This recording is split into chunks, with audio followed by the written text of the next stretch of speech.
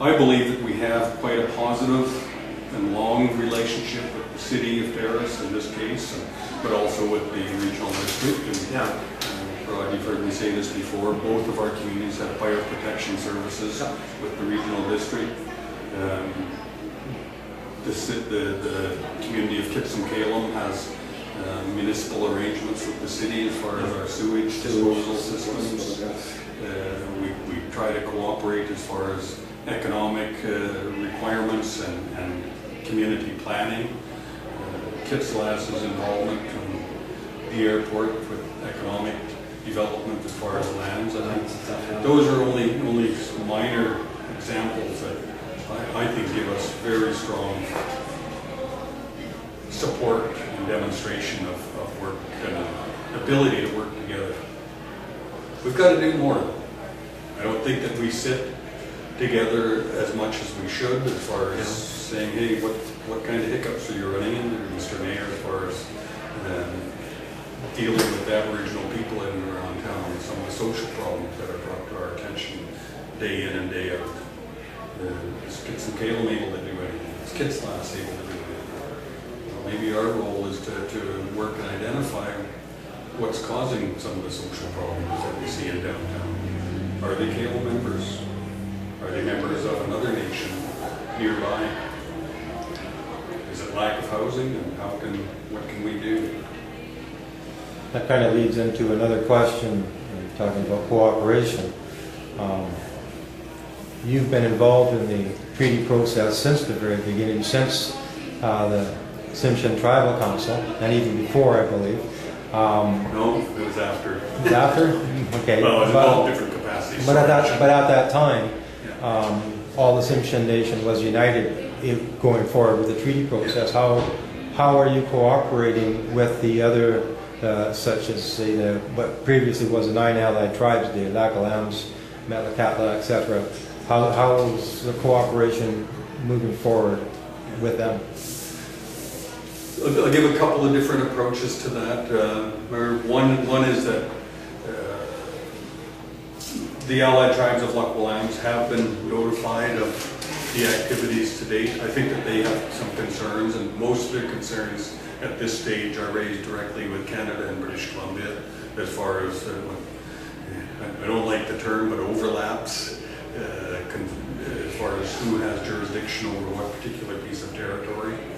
But we're pretty confident as far as both Kalum and Kitslas confident in the research that we've done that we're strong and the work and the effort and the benefits that we would get out of this AIP, even if it stays as is, are in their rightful place. But saying that, I know that there needs to be more work, and we've actually asked the BC Treaty Commission to try to bring us together formally once again with not just Lakwalams, but with other nation groups or communities within the Tsimshian Nation as a whole to talk about common issues, whether it's access to resources, whether it's lands, whether it's industrial development, whatever it might be. When the Nisga'a Treaty was negotiated, all the communities, Greenville, Nuayanch, Canyon City, they all worked together, and they, as one united nation, they signed a treaty. How comfortable are you, being the chief negotiator, entering into a treaty arrangement without the cooperation and the other parties of the Tsimshian Nation? I'm very comfortable in doing that because we've gone through a long process of change and determination that how can we get ourselves ahead. And just a short bit of history. You're right, I was chief negotiator for the Tsimshian under the banner of Tsimshian Tribal Council days, which involved 7 communities, Kitslas, Kitsumkalum being part of that. We went through, I will say, an unfortunate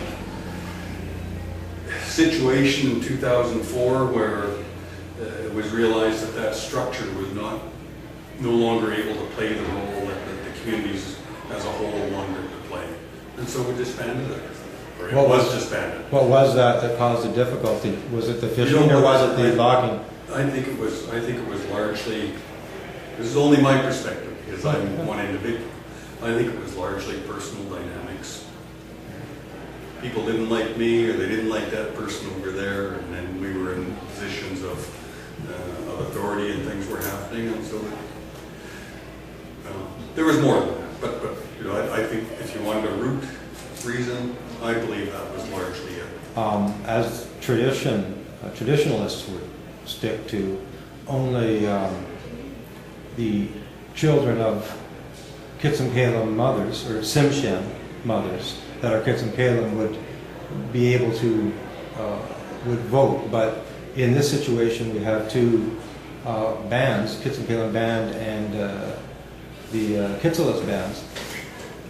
Does every band member get a vote, and it doesn't matter who their mother? Because I know on Kitsumkalum there's Haisla and there's Nishka.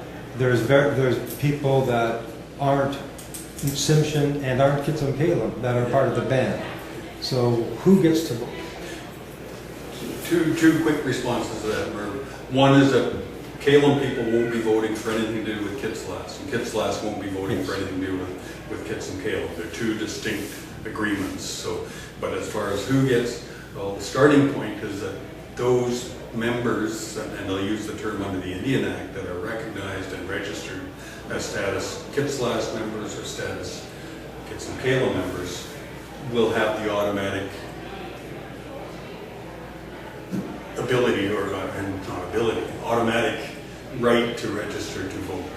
Our treaty calls for that to be expanded. We've got to sort out, that's one of the legal requirements that we're trying to sort out, because you're right, our culture is a matrilineal society, and that only if my wife isn't Kitsumkalum, so but also usually she was a Kitsumkalum member, her children would automatically be eligible for registering. Mine from outside, they're not necessarily.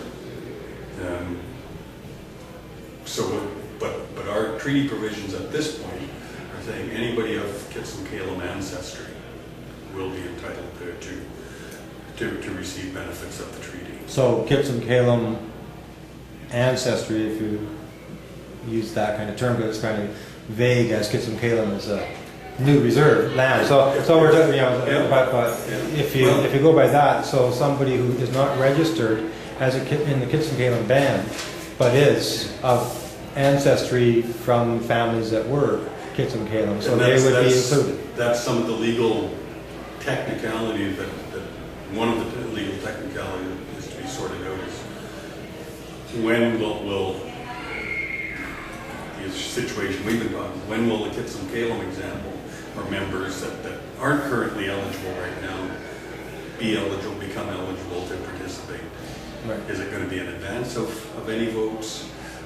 Is it going to be not until after we've assumed full jurisdiction? And that's an important benefit, I think, of our treaty making, is that we will be in a position to determine who is Kitsumkalum, and we're going to take away some of the headaches that our people have to go through right now in order to secure membership. And I guess one of the final questions I have is regarding the hereditary chiefs of the Kitsumkalum Nation.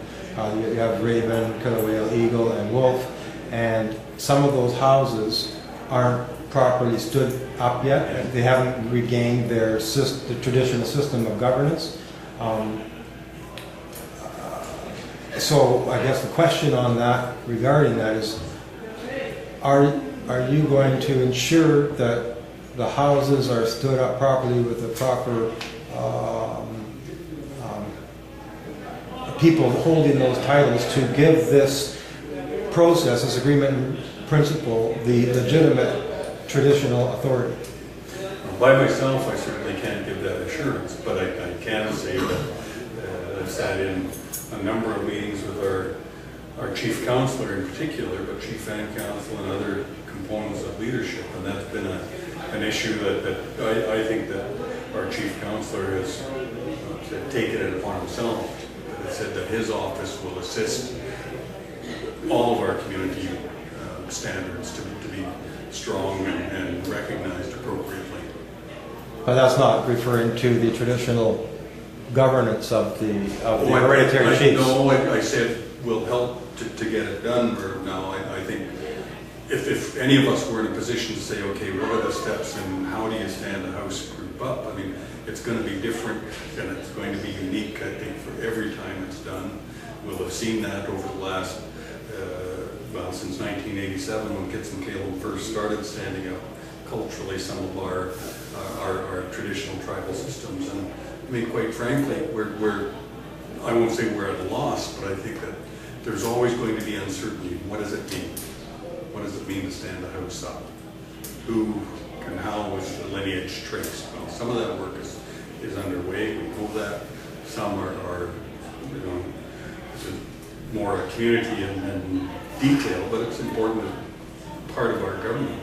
I think what I want to see from a beneficial area from treaty-making areas is will Kitsumkalum and Kitslas have constitutions that provide for their most appropriate levels of government? And I think you're going to get a different perspective from between the two communities as to where the strength and what the structure of our governments going forward look like. One thing that is constant is that most of us say that we don't like the system that we're bound by right now that constrains us as far as the Indian election system. Just the one question, going back to the hereditary governance, and then you have, I've spoken to two chiefs, well, three now. We went down to Quinnell, and they've expressed dissatisfaction with this process. And so, will the hereditary chiefs have essentially a veto on what you're doing now, or does their high chiefs? I think our leadership is will and is always expected to play a strong role in community decision making, but I don't believe when you say a veto will my house or my seat, for example, be able to force you, if you were one of our members, to do something that you don't want to do. I don't think that I would have that authority. So, if the Eagle House or Killerwhale House or the Lagiboo House says, you know, no, we won't be part of this. If our members say no, we will have been instructed. And that's the opportunity that we've presented now to the community of Kitsumkalum, is that we're providing the opportunity to our community and our members to instruct us. Right. And so the traditional hereditary chief structure won't have that kind of that say. This is a membership, a band membership vote, and that's our structure doesn't provide for that at this time. Yep.